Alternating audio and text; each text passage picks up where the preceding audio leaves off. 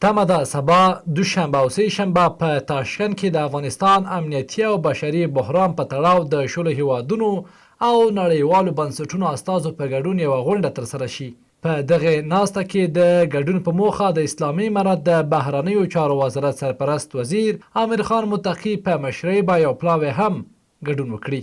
نن د افغانستان اسلامي امارت د بهرنیو چارو د وزیر مولوي امیر خان متقي په مشرۍ افغان حکومت لوړپوړی پلاوی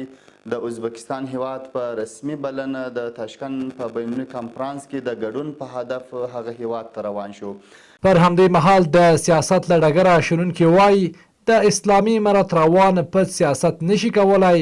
د دا ډول غونډو څخه مثبته پایله ترلاسه کړي. په دې لحاظ باندې د شمال ملکونه چې زموږ سره سرحد لري د افغانستان د جغرافي او د اوسني حکومت نه ډیر په تشویش نگرانه دي او احساس خطر کوي، بخصوص چې ټي ټي اعلان موجودیت وکړي تحریک طالبان تاجکستان. په دې لحاظ باندې د تاشکند غونډه طالبانو ته مثبتې پایلې نشي درلودلی او دا رقم غونډې تر هغو چې طالبان خپل په عمل کرد کې تغییر رانوړي دا رقم غونډې طالبانو ته معاصره نه تمامیږي.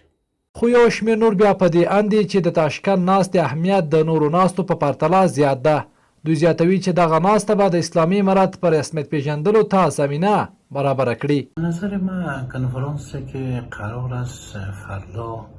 و پس فردا در تاشکند دایر شود اهمیتش به خاطر به تناسب دیگر کنفرانس ها فوق‌العاده زیاد است که بر اولین بار نماینده امارت اسلامی افغانستان در این کنفرانس شرکت میکنه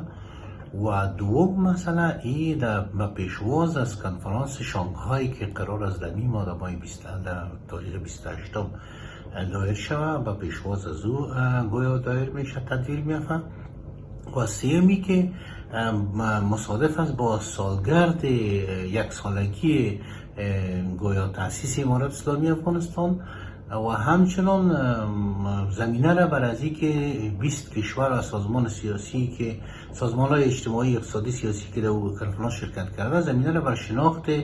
امارت اسلامي افغانستان مساعد نیست. د یاد غونډې خبر پر داسې مهال ورکول کیږي چې تر دې وړاندې هم په کراتو د افغانستان په هکله د سیمې او نړۍ په کچه ناستې جوړې شوې دي، خو تر اوسه یې کومه مشخصه پایله نه ده ورکړې.